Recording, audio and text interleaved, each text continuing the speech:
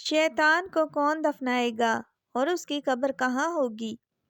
جب حضرت آدم علیہ السلام کی موت کا وقت قریب آیا تو پریشان ہو گئے۔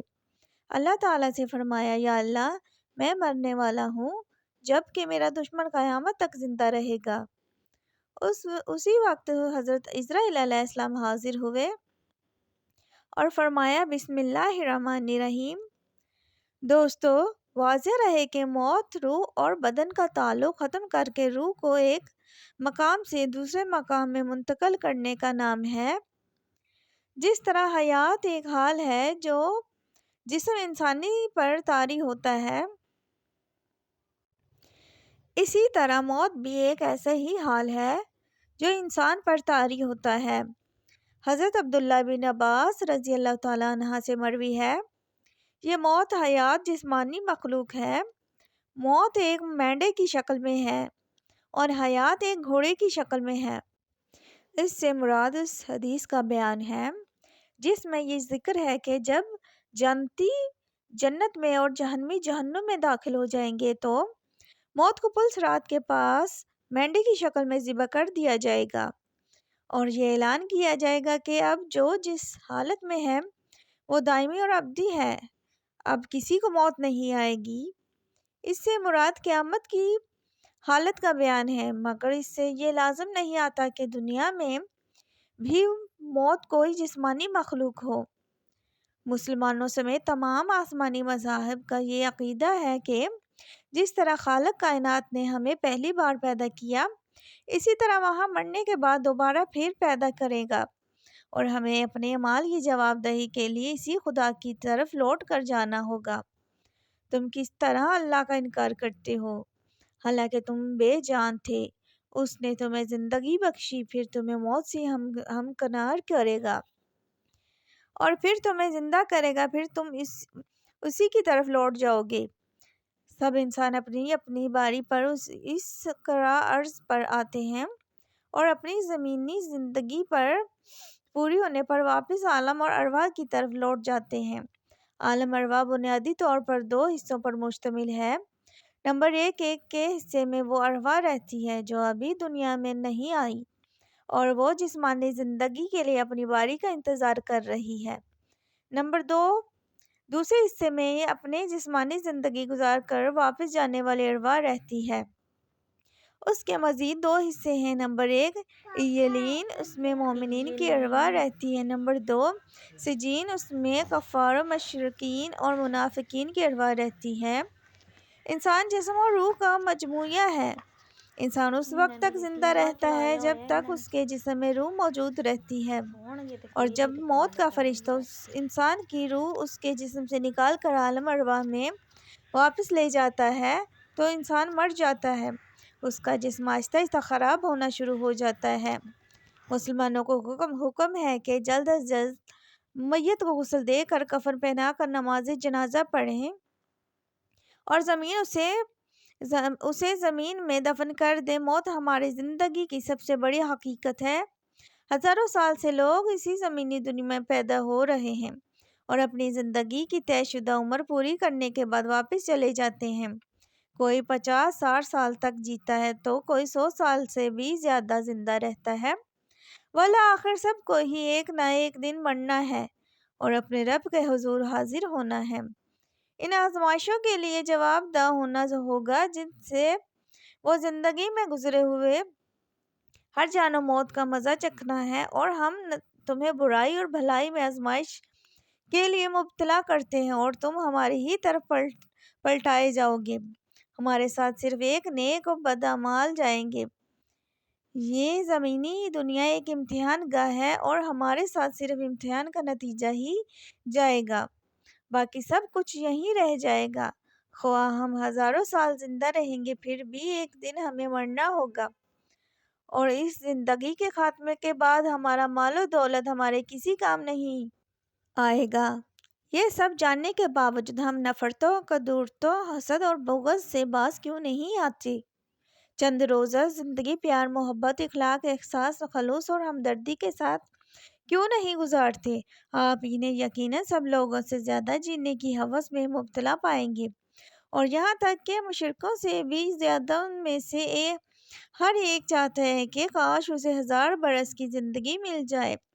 اگر اسے اتنی طویل عمر مل بھی جائے تو وہ بھی اسے عذاب سے بچانے والی نہیں ہو سکتی، اور اللہ اس کے اعمال کو خوب دیکھ رہا ہے۔ ہمارے یہ دنیاوی زندگی پنجرے میں قید پرندے کی سی زندگی ہے۔ اسی دنیاوی زندگی کی قید سے آزادی کے بعد انسان کو مادی کائنات کی بندشیں روک نہیں پاتی، اور وہ اپنے مال کی بدولت ایسی ہی آزادی پا لیتا ہے کہ وہ آسمانوں کی وسطوں میں اڑتا پھرتا ہے۔ موت زندگی کا دوام ہے۔ موت ہمیں حقیقی زندگی تک پہنچانے کا ذریعہ ہے۔ موت ہمیشہ قائم رہنے والی نعمتوں کا دروازہ ہے، حالانکہ آخرت کی زندگی بہتر ہے اور وہ ہمیشہ باقی رہنے والی ہے۔ موت دنیاوی پابندیوں سے آزادی کا ذریعہ ہے۔ موت خالق کائنات اور اس کے محبوب نبی اکرم صلی اللہ علیہ وسلم سے ملاقات کا ذریعہ ہے۔ موت سے قبل ہماری روح جسم میں قید ہوتی ہے، اور موت کے ذریعے وہ اس قید سے آزاد ہو جاتی ہے اور نیک اعمال کی صورت میں عالم ارواح میں ایلین کی خوبصورت زندگی میں رہنا شروع کر دیتی ہے۔ یہاں زمان مکان کی کوئی قید نہیں ہے۔ عرض پر لڑائی جھگڑا دنگا فساد روز کا معمول تھا۔ غرور و تکبر میں ڈوبے مختلف قبائل ایک دوسرے کو نیچا دکھانے کے لیے ہمہ وقت آپس میں دستگیرباں رہتے ہیں۔ اس روز کی خونریزی سے زمین لہو لہان ہو چکی تھی۔ خوفناک آوازوں سے پہاڑ صحرا لرز اٹھے تھے، خود اہل آسمان بھی پریشان تھے۔ ایسے میں باری تعالیٰ نے جبرائیل امین علیہ السلام کو حکم دیا کہ فرشتوں کی ایک جماعت اس فساد کے قلع قمع کے لیے زمین پر بھیجی جائے۔ چنانچہ فرشتوں کی ایک جماعت زمین پر اتری۔ اس نے شرپسند عناصر کا خاتمہ کر کے باقی مخلوق کو دور دراز جزیروں کی جانب دھکیل دیا۔ فرشتوں کا کام ختم ہو چکا تھا۔ انہوں نے آسمان پر جانے کے لیے ابھی اڑان بھری ہی تھی کہ ان میں سے چند ایک کی نظر نیچے زمین پر لاشوں کے ڈھیر میں ایک معصوم نو عمر بچے پر پڑی، جو زاروں قطار رو رہا تھا۔ اس کے والدین سمیت پورا خاندان اس جنگ میں وفات پا چکا تھا۔ فرشتوں کو اس بچے کی کم عمری اور معصومیت پر ترس آیا۔ انہوں نے حضرت جبرائیل علیہ السلام کے ذریعے اللہ تعالیٰ سے اجازت لی اور اس بچے کو آسمان پر لے آئے، جہاں یہ فرشتوں کی زیر نگرانی میں تعلیم تربیت کے مراحل طے کرنے لگا۔ اس بچے کا نام عزازیل تھا۔ زمین آسمان کے وجود میں آنے کے بعد اللہ رب العالمین نے دو مخلوقات پیدا فرمائی، ایک نوری اور دوسری ناری۔ نوری مخلوق کو نور سے پیدا فرما کر آسمانوں پر تعینات فرما دیا، جو فرشتے کہلاتے ہیں اور نہایت نیک سیرت، معصوم اور فرمانبردار ہیں۔ وہ ہر وقت ہر لمحہ رب ذوالجلال کی عبادت میں مصروف رہتے ہیں، نہ کھاتے ہیں، نہ پیتے ہیں اور نہ ہی سوتے ہیں۔ ان میں سے کوئی مذہب کی روایت نہیں اور نہ ہی اس کی افزائش نسل ہوتی ہے، جبکہ دوسری مخلوق ناری کہلاتی ہے۔ اسے بھڑکتی ہوئی آگ کے شعلوں سے پیدا فرمایا۔ اس مخلوق کو زمین پر مقرر کیا گیا۔ وہ جنات کہلاتے ہیں۔ ان کی اکثریت میں شر کا مادہ بہت زیادہ ہوتا ہے، ان میں نر اور مادہ بھی ہوتے ہیں۔ لڑائی جھگڑا دنگا فساد ان کا پسندیدہ مشغلہ ہے۔ شادیاں میں بھی کرتے ہیں اور ان کی نسل میں بھی خوب بڑھتی ہے۔ عزازیل اپنا تمام تر وقت تسبیح، تحمیل اور عبادت الہی میں گزارتا تھا۔ اس کے ساتھ ہی اسے ہر علم کے سیکھنے اور جاننے کا شوق بھی تھا۔ چنانچہ بہت جلد اس نے فرشتوں میں اپنا ایک مقام بنا لیا اور آسمان پر فرشتوں کا سردار مقرر فرما دیا گیا۔ اہل آسمان اسے معلوم ملکوت کے نام سے یاد کرنے لگے۔ اللہ تعالیٰ نے اسے 4 پروں سے نوازا تھا اور گزرتے وقت کے ساتھ ساتھ اس کے درجات میں اضافہ ہوتا جا رہا تھا۔ فرشتوں میں یہ احساس پیدا ہو چلا جاتا تھا کہ شاید اللہ تعالیٰ اس سے کوئی بڑا یا منفرد کام لینے والا ہے۔ اس بات کا کچھ اندازہ عزازیل کو بھی ہو چکا تھا۔ شاید یہی وہ احساسات تھے کہ جب اس کے دل کے کسی کونے میں ساس بدتری کے بیج میں سے تکبر کی ایک ننھی سی کونپل پھوٹی، جو وقت کے ساتھ ساتھ پروان چڑھتی رہی، اور وہ فرشتہ ملائکہ میں مغرور مشہور ہو گیا۔ لیکن اسے اس بات کی قطعی پرواہ نہیں تھی کہ اہل آسمان اس کے بارے میں کیا رائے رکھتے ہیں؟ وہ تو اپنے رب کی زیادہ سے زیادہ قربت حاصل کرنے کی جستجو میں مصروف رہتا، کیونکہ ہمارا ایمان ہے کہ اللہ تعالیٰ کا کوئی بھی کام حکمت سے خالی نہیں ہوتا۔ یہ وہ وقت تھا کہ جب عزازیل اللہ کے مقرب فرشتوں میں اپنا مقام بنا چکا تھا، اور پھر وہ مبارک دن بھی آ گیا جب رب ذوالجلال نے فرشتوں کو مخاطب کر کے فرمایا، میں اپنے زمین پر اپنا نائب بنانے والا ہوں۔ ملائکہ نے اللہ تعالیٰ کا یہ فیصلہ سنا تو انہیں کچھ حیرانی ہوئی، اس لیے کہ زمین کی مخلوق کا دنگا فساد ان کی آنکھوں کے سامنے تھا۔ اللہ تعالیٰ نے حضرت آدم علیہ السلام کی پیدائش سے 10,000 سال پہلے زمین پر جنات کو پیدا فرمایا تھا، جنہوں نے پہلے دن سے زمین پر قتل، غارت، غری مچا رکھی تھی۔ چنانچہ فرشتوں نے عرض کیا، اے پروردگار، یہ زمین پر فساد برپا کرے گی، آپس میں خون ریزی کرے گی، جبکہ ہم تو دن رات تیری تسبیح تحمیل میں مصروف رہتے ہیں۔ اللہ تعالیٰ نے فرمایا، بے شک، لیکن جو کچھ میں جانتا ہوں وہ تم نہیں جانتے۔ چنانچہ فرشتوں نے مشیت الہی کے آگے سر تسلیم خم کر دیا۔ پھر اللہ تعالیٰ نے فرمایا، میں مٹی کا ایک انسان بنانے لگا ہوں، پھر جب بنا چکا ہوں اور اس میں اپنی روح پھونک دوں تو تم اس کے آگے سجدے میں گر پڑنا۔ ابلیس کے غرور نے اسے مردود بنا دیا۔ جب اللہ نے فرشتوں کو سجدے کا حکم دیا تو وہ سب سجدے میں گر گئے، مگر شیطان نے انکار کیا اور غرور و تکبر میں آ کر کافر بن گیا۔ اللہ تعالیٰ نے فرمایا، اے ابلیس، تجھے سجدہ کرنے سے کس چیز نے روکا؟ اس نے کہا، یا اللہ، میں اس سے افضل ہوں، مجھے تو نے آگ سے پیدا کیا اور اسے مٹی سے بنایا ہے۔ تو اللہ تعالیٰ نے فرمایا، تو بحشت سے نکل جا، تجھے شایان نہیں کہ یہ یہاں غرور کرے، پس نکل جا، تو مردود ہو گیا۔ اس نے کہا، مجھے روز محشر تک کی مہلت دے دے۔ اللہ نے فرمایا، جا، تجھے مہلت دی جاتی ہے۔ پھر شیطان نے کہا کہ مجھے تو آپ نے ملعون کیا ہی ہے، مگر میں بھی تیرے سیدھے راستے پر چلنے والوں کو بہکاؤں گا، ان کے آگے سے، پیچھے سے، دائیں سے اور بائیں سے، غرض ہر طرف سے آؤں گا، اور تو ان میں سے اکثر کو شکرگزار نہیں پائے گا۔ اللہ نے فرمایا، یہاں سے ذلیل خوار ہو کر نکل جا، اس میں سے جو شخص تیرا کہنا مانے گا میں تجھ سمیت ان سب سے جہنم کو بھر دوں گا۔ بارگاہ خداوندی سے دھتکارے جانے کے بعد شیطان عزازیل سے ابلیس بن گیا۔ اس کے غرور و تکبر اور رامنت کی بنا پر اس کی ہزاروں سالوں کی تسبیح، تقدیس اور عبادت اطاعت اس کے منہ پر مار کر اسے عرش سے فرش پر پھٹک دیا گیا۔ ناظرین، قرآن کریم میں اللہ تعالیٰ ارشاد فرماتے ہیں کہ ہر نفس کو موت کا ذائقہ چکھنا ہے، یعنی کائنات کی ہر جاندار کے لیے اللہ پاک نے موت کا وقت اور جگہ متعین کر رکھی ہے۔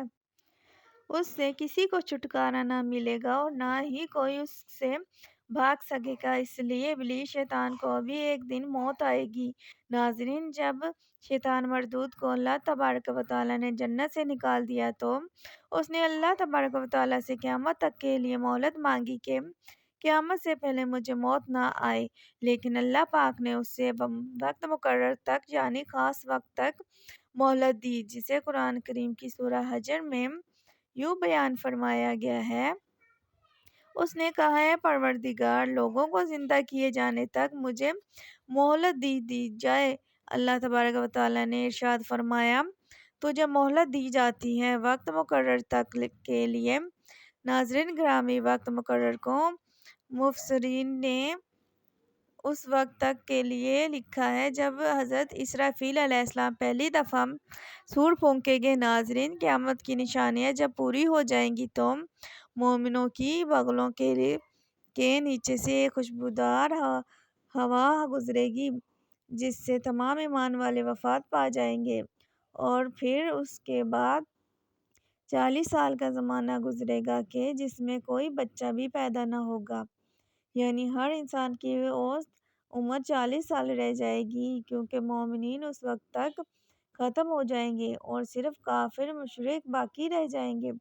ایک تفسیر در منصور جلد 5 صفحہ نمبر 71 پر لکھا ہے کہ جب مومنین کی وفات کو 40 سال گزر جا چکے ہوں گے تو پھر حضرت اسرافیل علیہ السلام پہلی دفعہ سور پھونکیں گے۔ شروع میں اس کی آواز نہایت کم ہوگی کہ لوگ کان لگا کر سنیں گے، مگر پھر یہ بڑھتی بڑھتی اس قدر زیادہ ہو جائے گی کہ کانوں کے پردے پھٹ جائیں گے، اس کے نتنوں سے پیپ بہنا شروع ہو جائے گی اور لوگ مر جائیں گے، انسان، جن، فرشتے، یہاں تک کہ شیطان ابلیس کو بھی اس نقطہ اولی کے وقت موت آئے گی۔ اس کے 40 سال بعد حضرت اسرافیل علیہ السلام دوسری مرتبہ سور پھونکیں گے تو پھر تمام مردے زندہ ہو جائیں گے اور قیامت قائم ہو جائے گی اور میزان لگے گا، یعنی نفخہ اولی کے وقت ابلیس کو موت آئے گی اور نفخہ اولی اور نفخہ ثانیہ کے مابین 40 سال کا عرصہ ہوگا، اور یہ کہ ابلیس 40 سال تک مردہ رہے گا۔ ناظرین، آئیے اب اس بات پر روشنی ڈالتے ہیں کہ ابلیس کو موت کیسے آئے گی اور وہ یہ 40 سال مردہ حالت میں کہاں گزارے گا۔ اس سلسلے میں حضرت کعب بن احبار رضی اللہ تعالیٰ عنہ کی مشہور روایت پیش کرتے ہیں۔ حضرت کعب بن احبار رضی اللہ تعالیٰ عنہ ارشاد فرماتے ہیں کہ جب اول بشر یعنی حضرت آدم علیہ السلام کی وفات کا وقت آیا تو وہ پریشان ہو گئے اور اللہ تبارک و تعالیٰ سے عرض گزار ہوئے، اے اللہ، میری موت سے میرا ازلی دشمن خوش ہوگا کیونکہ میں مرنے والا ہوں اور وہ قیامت تک کے لیے زندہ رہے گا۔ اسی وقت ملک الموت حضرت آدم علیہ السلام کی خدمت میں حاضر ہوئے اور فرمایا، اے ابو آدم، آپ علیہ السلام وفات کے بعد جنت میں رہیں گے، بلکہ ابلیس کو قیامت تک جہنم میں رہے گا۔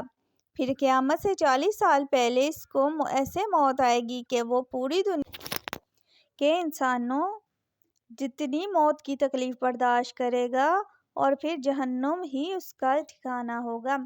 حضرت کعب رضی اللہ تعالیٰ عنہ مزید ارشاد فرماتے ہیں کہ حضرت آدم علیہ السلام نے ملک الموت سے فرمایا کہ مجھے ابلیس کی موت کا منظر بیان کرو۔ ملک الموت علیہ السلام نے ابلیس کی موت کا حال بیان کرنا شروع کیا تو وہ اتنی دردناک موت کی تھی، حضرت آدم علیہ السلام اپنے آنسوؤں پر قابو نہ رکھ سکے۔ لوگ حضرت کعب رضی اللہ تعالیٰ عنہ سے عرض کرنے لگے، ہمیں بھی ابلیس کی موت کا کچھ منظر بیان کریں۔ لوگوں کی بے جا فرمائش پر آپ رضی اللہ تعالیٰ عنہ نے ابلیس کی موت کا منظر یوں بیان فرمایا، اللہ تبارک و تعالیٰ ملک الموت سے فرمائے گا، میرے غضب اور غصے کا لباس پہن کر جاؤ، ابلیس کی روح قبض کرو اور ابلیس سے تمام انسانوں اور جنوں سے زیادہ سختی کرنا۔ جب ملک الموت علیہ السلام غضب و غصے سے بھر کر موت کے فرشتوں کے ساتھ ابلیس کی روح کو قبض کرنے آئیں گے تو جو بھی آسمان اور زمین میں ہیں ان کو دیکھے گا، وہ فوراً ہی مر جائے گا۔ ملک الموت حضرت عزرائیل علیہ السلام ابلیس کے پاس پہنچیں گے تو وہ دھاڑے مار مار کر روئے گا۔ پھر شیطان کو موت کی تکلیف دی جائے گی جو کہ ساری مخلوق کی تکلیف سے بھی کہیں زیادہ ہوگی۔ ابلیس گھبرا کر مشرق کی جانب بھاگے گا تو کبھی مغرب کی جانب، لیکن ہر طرف اپنے سامنے ملک الموت علیہ السلام کو پائے گا۔ سمندر میں چھپنے جائے گا تو سمندر اسے جگہ نہ دے گا، آسمان کی طرف بھاگے گا تو وہاں مقرب فرشتے اس کو آگ کے کوڑے ماریں گے۔ حضرت آدم علیہ السلام کی قبر کے پاس جا کر کھڑا ہو کر کہے گا، اے آدم، تمہاری وجہ سے میں ملعون مردود بنا، کاش کہ تم پیدا ہی نہ ہوئے ہوتے۔ پھر ملک الموت علیہ السلام سے کہے گا، کتنی سختی اور تکلیف کے ساتھ میری روح نکالو گے؟